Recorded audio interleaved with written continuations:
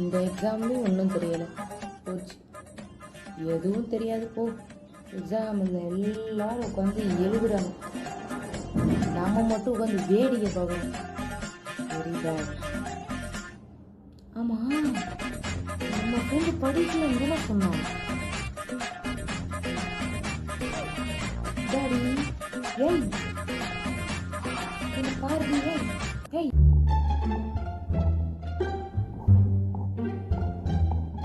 Ma'am additional sheet. Flashback.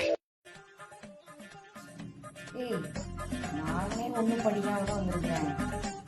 Main sheet கூட fill பண்ணலாம் தெரியாது. இது பார்த்துடலாம். அடி பாவி, உன்னை நம்பினா அவ்வளோதான். நம்ம எதாவது கதை அடிச்சு விட வேண்டியதான்.